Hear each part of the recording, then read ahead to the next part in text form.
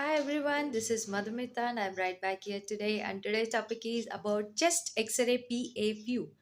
చాలా మందికి పెద్దల్లో కానీ చిన్న పిల్లల్లో కానివ్వండి కాఫ్ ఎక్కువైపోయి అంటే తగ్గట్లేదు 3 వీక్స్ కంటే ఎక్కువ ఉంది అంటే డాక్టర్ దగ్గరికి తీసుకెళ్ళినప్పుడు చెస్ట్ ఎక్స్రే అని రాస్తారు కదా. మీరు ఎక్స్రే టెక్నీషియన్ దగ్గరికి వెళ్ళినప్పుడు పిఏ వ్యూలో దాన్ని చెస్ట్ ఎక్స్రేని వాళ్ళు తీస్తారు. పిఏ వ్యూ అంటే పోస్టీరియో యాంటీరియర్ వ్యూ అన్నమాట. అది పోస్టీరియర్ యాంటీరియర్ వ్యూ అంటే ఫ్రంట్ నుంచి అండ్ బ్యాక్ నుంచి కూడా లంగ్ స్పేసెస్ కానివ్వండి, రిబ్స్ కానివ్వండి చాలా క్లియర్‌గా కనిపిస్తుంది. ఈ చెస్ట్ ఎక్స్‌రే అనేది 14-40 సెకండ్స్ లోపలే అయిపోతుంది. మెటలన్నీ రిమూవ్ చేయమంటారు. అండ్ లైక్ కమ్మలు అలాంటివేమన్నా ఉన్నప్పుడు రిమూవ్ చేయమంటారు. So, me hip and shoulders కూడా జాయింట్స్ అన్నీ కూడా ఒక స్ట్రెయిట్‌గా మీరు నిలబడుకొని తీసుకోవాల్సుంటుంది.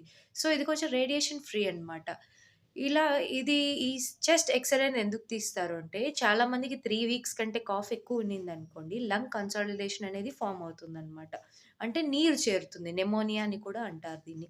సో, అలా చేరిందా లేదా అని క్లారిటీగా తెలుసుకోవడానికి ఈ చెస్ట్ ఎక్స్‌రేని సజెస్ట్ చేస్తారు.